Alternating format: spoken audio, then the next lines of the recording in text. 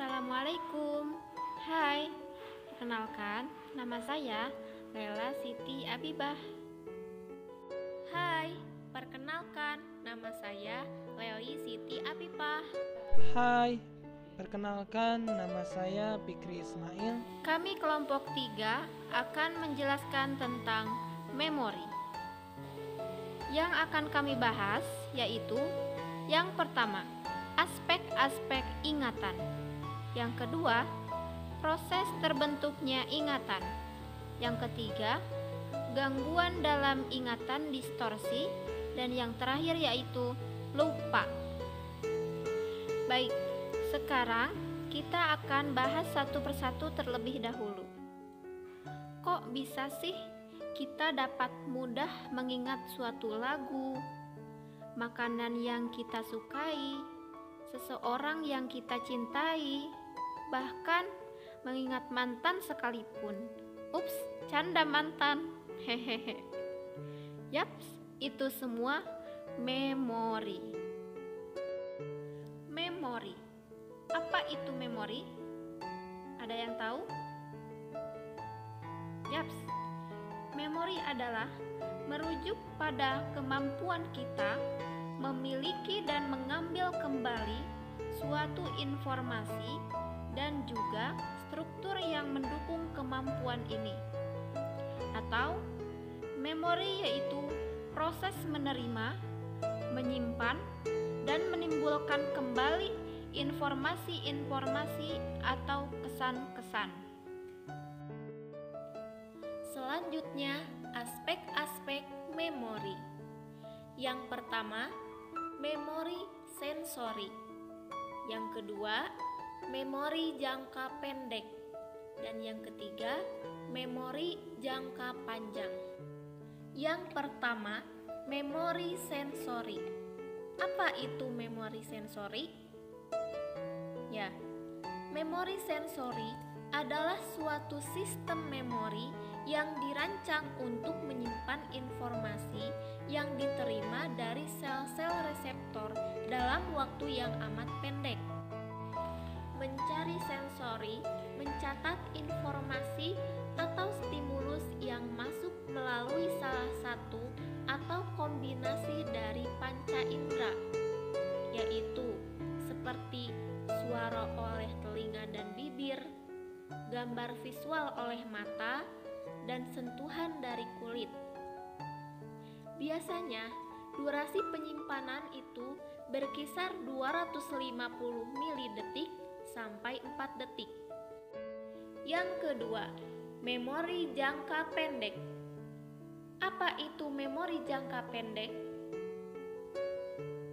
Yaitu proses penyimpanan informasi yang bersifat sementara. Durasi penyimpanannya yaitu 12 detik. Contohnya, misalnya kalian disuruh oleh ibu untuk membeli 2 telur, susu, dan beras. Nah, kalian akan mengingatnya itu sampai berhasil membelinya. Namun, setelah itu tanpa sadar akan mulai melupakannya, informasi itu tidak akan berguna. 1 bulan berlalu dan ibumu menyuruh lagi kalian untuk membeli hal yang sama seperti bulan lalu. Apakah kalian akan ingat? Nah, jika tidak, maka kalian akan diingatkan kembali oleh sang ibu. Nah, ini adalah ingatan jangka pendek yang biasanya disimpan untuk sementara sampai selesai digunakan. Nah, itu merupakan salah satu contoh dari jangka pendek. Yang kedua, memori jangka panjang, yaitu memiliki tempat penyimpanan informasi yang kapasitasnya itu tidak terbatas. Contohnya, ingatkah kalian kenangan bersama mantan? Ada yang masih ingat? Coba kalian ingat-ingat dulu. Barangkali masih ada sisa kenangan yang tidak pernah terlupakan sampai sekarang. Baik itu kenangan termanis ataupun kenangan terindah. Kayak judul lagu. Jadi, ingatan jangka panjang hanyalah ingatan jangka pendek yang telah melalui proses yang bernama konsolidasi di dalam otak. Contohnya lagi, jika kalian diminta oleh ibu untuk membeli belanjaan yang sama setiap bulannya, lama-kelamaan kalian akan ingat sampai-sampai kalian akan pergi membeli belanjaan tersebut tanpa diminta. Sifat-sifat ingatan yang baik. Di sini ada ingatan cepat, ingatan luas, ingatan kuat, ingatan setia, dan ingatan siap. Biasanya, ingatan yang cepat itu mudah dalam menerima materi. Adapun luas, itu merupakan mampu menyimpan materi ingatan dalam jumlah yang banyak. Kemudian ada kuat, mampu menyimpan materi ingatan dalam waktu yang lama. Kemudian ada setia, mampu menyimpan materi ingatan dengan baik. Kemudian ada siap, yaitu mampu menimbulkan kembali materi ingatan dengan mudah atau cepat. Ini semua merupakan sifat-sifat ingatan yang baik. Proses terbentuknya ingatan ada 3 tahap, yaitu yang pertama, storing atau storage. Yang kedua, encoding atau pengkodean. Yang ketiga, retrieval atau recall. Storing atau storage yaitu proses memasukkan informasi baru ke memori atau tempat penyimpanan memori. Misalnya, kalian disuruh menghafal nomor WA saya 085314094330. Kemudian, kalian menghafalkannya. Itu namanya storage. Kalian lagi memasukkan informasi baru. Selanjutnya yaitu encoding atau pengkodean, yaitu memodifikasi informasi yang masuk agar mudah disimpan. Contohnya, misalnya tadi saya menyuruh kalian untuk menghafal nomor HP saya 085314094330. Nah, kalau gitu susah kan ya? Jadi caranya teman-teman encoding dengan memodifikasi informasinya dipecah-pecah. Misalnya 085 314 094 330. Nah, itu adalah salah satu contoh encoding pecah-pecah. Kemudian retrieval atau recall, yaitu proses mengambil informasi yang sebelumnya telah disimpan dengan tujuan untuk digunakan kembali. Contohnya, kemarin siang makan apa ya? Terus teman-teman mengingat, nah itu proses retrieval. Selanjutnya yaitu gangguan memori. Apa sih itu gangguan memori? Gangguan memori adalah kondisi otak memiliki kesulitan untuk menyimpan, mengendalikan, dan mengingat kembali memori. Gangguan memori bisa berkembang menjadi lebih buruk, misalnya menyebabkan penyakit Alzheimer. Selanjutnya yaitu penyebab gangguan memori. Gangguan memori yang dialami seseorang bisa berkaitan dengan gangguan pada otak yang disebabkan karena yang pertama, demensia. Umum terjadi pada usia tua lebih dari 40 tahun. Merupakan sebuah gangguan penurunan fungsi otak seperti daya ingat, kemampuan berpikir, memahami sesuatu, dan lain-lain. Yang kedua yaitu Alzheimer.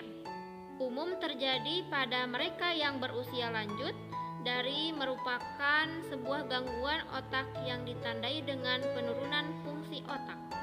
Dan yang terakhir, penyebab gangguan memori yaitu gangguan memori.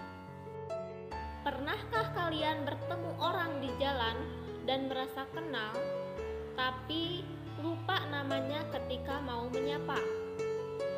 Atau pernahkah kalian belajar semalaman untuk ujian besok, tapi pada saat ujian kamu lupa jawabannya? Nah, itu penyebab dari lupa. Apa itu lupa? Ada yang tahu? Ya, karena semua manusia pasti merasakan lupa. Jadi, lupa itu merupakan peristiwa tidak dapat ditimbulkannya kembali informasi-informasi yang telah diterima dan disimpannya, atau hilangnya kemampuan untuk menyebut atau memproduksi kembali apa-apa yang sebelumnya setelah kita pelajari. Faktor penyebab lupa. Menurut teori atopi, lupa terjadi karena informasi terlalu lama disimpan sehingga menjadi rusak bahkan hilang dari ingatan. Kemudian, menurut teori interferensi, lupa terjadi karena informasi yang disimpan dan yang akan ditimbulkan kembali terlalu banyak sehingga menimbulkan interferensi. Mengapa manusia bisa lupa? Karena terjadi proses penyimpanan pada LTM tidak dilakukan atau dilakukan secara tidak tepat atau tidak sempurna. Yang pertama, waktu atau time away. Yang kedua, karena sengaja melupakan. Kemudian, kiat mengurangi lupa. Yang pertama, overlearning atau belajar lebih. Artinya, upaya belajar yang melebihi batas penguasaan dasar atas materi pelajaran tertentu. Yang kedua, extra study time atau tambahan waktu belajar.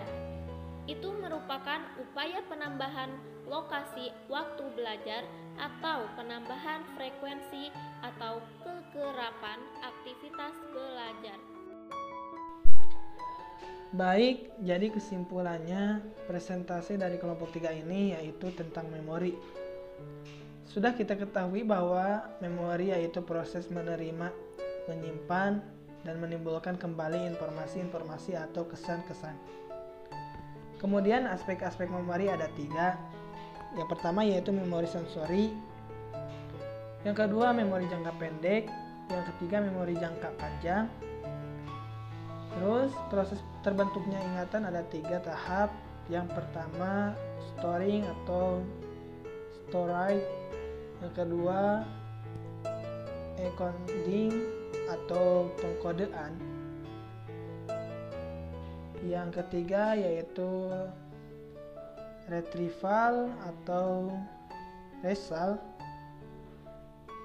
Yang selanjutnya itu kemudian ada penyebab gangguan memori dan juga ada penyebab lupa. Demikian presentasi mengenai memori yang dapat kelompok kami sampaikan. Semoga bermanfaat. Terima kasih dan sampai jumpa. Wallahul muwaffiq ila aqwamit thoriq.